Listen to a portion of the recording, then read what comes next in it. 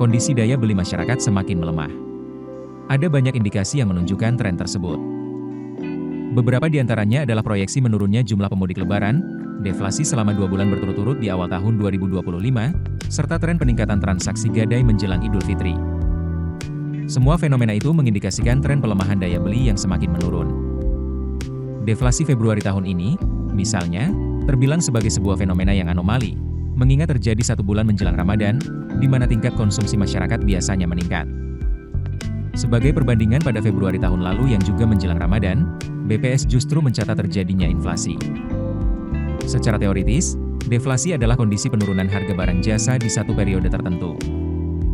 Deflasi bisa terjadi karena 2 hal, yakni, akibat pasokan barang berlebih sehingga menurunkan harga di pasaran, sisi supply, atau akibat penurunan permintaan dan daya beli masyarakat, sisi demand, sehingga barang jasa di pasar tak terserap dan harganya anjlok.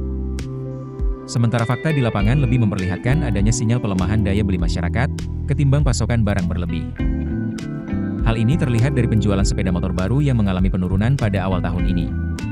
Data Asosiasi Industri Sepeda Motor Indonesia, AISI, menyebut penjualan sepeda motor Januari 2025 turun 5,98% dibandingkan Januari 2024. Gabungan Industri Kendaraan Bermotor Indonesia, Gaikindo, juga melaporkan, total penjualan mobil secara wholesale pada Januari 2025 turun 11,3% dibandingkan periode sama tahun 2024. Direktur Pengembangan Big Data Indef Eko Listianto juga mengatakan, indikasi pelemahan daya beli juga tampak dari penerimaan pajak pertambahan nilai, PPN, yang merosot pada Januari 2025. Kementerian Keuangan, Kemenkeu, melaporkan, penerimaan PPN dalam negeri sebesar Rp2,58 triliun pada Januari 2025. Angka tersebut menurun drastis dibandingkan penerimaan PPN dalam negeri sebesar Rp35,6 triliun pada Januari 2024. Kemudian indikasi lain yang makin menguatkan pelemahan daya beli adalah proyeksi Kementerian Perhubungan, Kemenhub, yang menyebut adanya potensi penurunan jumlah pemudik Lebaran tahun ini.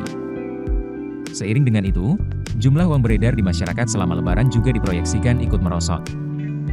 Berdasarkan hasil survei yang dilakukan Badan Kebijakan Transportasi, BKT, Kementerian Perhubungan, Kemenhub, maupun akademisi, jumlah pemudik Lebaran 2025 diperkirakan 146,48 juta orang atau sekitar 52% dari penduduk Indonesia. Jumlah tersebut mengalami penurunan 24% dibandingkan tahun lalu yang mencapai 193,6 juta pemudik. Sementara jumlah peredaran uang dan belanja juga diprediksi mengalami penurunan sekitar 24%.